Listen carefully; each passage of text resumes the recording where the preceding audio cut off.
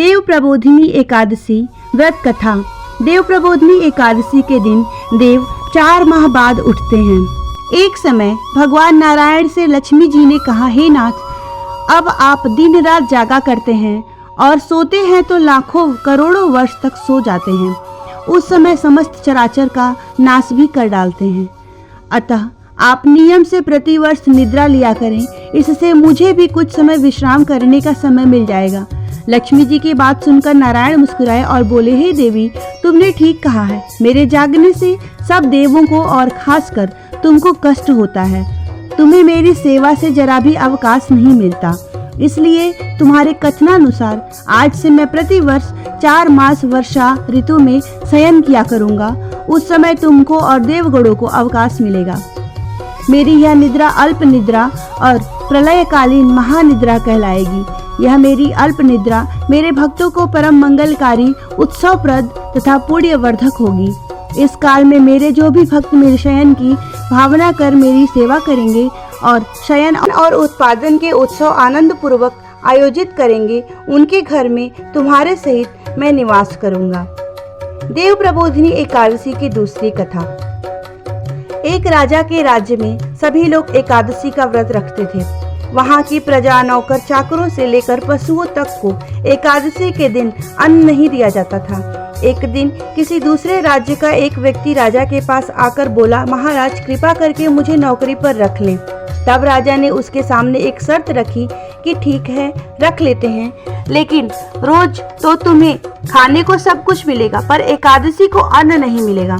उस व्यक्ति ने उस समय हाँ कर ली, पर एकादशी के दिन जब उसे फलाहार का सामान दिया गया तो वह राजा के सामने जाकर गिड़गिड़ाने लगा, महाराज, इससे मेरा पेट नहीं भरेगा, मैं भूखा ही मर जाऊंगा, मुझे खाने के लिए अन्न दे दो। राजा ने उसे शर्त की याद दिलाई, फिर भी वह अपनी बात पर अड़ा रहा और अन्न छोड़ने को राजी नहीं हुआ। तब राजा ने उसे आटा, दाल, चावल आदि दिए। वह नित्य की तरह नदी पर पहुंचा और स्नान कर भोजन पकाने लगा। जब भोजन बन गया तो वह भगवान को बुलाने लगा, आओ भगवान, भोजन तैयार है। उसके बुलाने पर पीताम्बर धारण किए भगवान चतुर्भुज रूप में आ पहुँचे और प्रेम से उसके साथ भोजन करने लगे। भोजनादि करके भगवान अंतर्धान हो गए और वह अपने काम पर चला गया। 15 दिन बाद अगली एकादशी को वह राजा से कहने लगा कि भगवान, मुझे 2 गुना सामान दीजिए। उस दिन तो मैं भूखा ही रह गया। राजा ने कारण पूछा तो उसने बताया कि हमारे साथ भगवान भी खाते हैं, इसलिए हम दोनों के लिए ये सामान पूरा नहीं होता। यह सुनकर राजा को बड़ा आश्चर्य हुआ। वह बोला, मैं नहीं मान सकता कि तुम्हारे साथ भगवान खाते हैं। मैं तो इतना व्रत रखता हूँ, पूजा करता हूँ, पर भगवान ने मुझे कभी दर्शन नहीं दिए। राजा की बात सुनकर वह बोला, महाराज, यदि विश्वास न हो तो साथ चलकर देख लें। राजा एक पेड़ के पीछे छिपकर बैठ गया। उस व्यक्ति ने हर रोज की तरह भोजन बनाया और भगवान को शाम तक पुकारता रहा, फिर भी भगवान न आए। अंत में उसने कहा, हे भगवान, यदि आप नहीं आएंगे तो मैं नदी में कूदकर प्राण त्याग दूंगा। फिर भी भगवान नहीं आए। तब वह प्राण त्यागने के उद्देश्य से नदी की तरफ बढ़ा।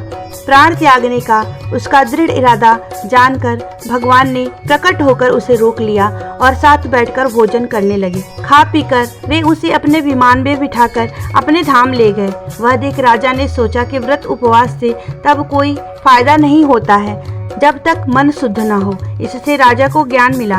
वह भी मन से व्रत उपवास करने लगा और अंत में स्वर्ग को प्राप्त हुआ। देव प्रबोधिनी एकादशी की तीसरी कथा। एक नगर में एक राजा था। उसके राज्य में सभी लोग बहुत सुखी थे। उस नगर में एकादशी को कोई भी अन्न नहीं बेचता था और न ही कोई अन्न पकाता था, सभी फलाहार करते थे।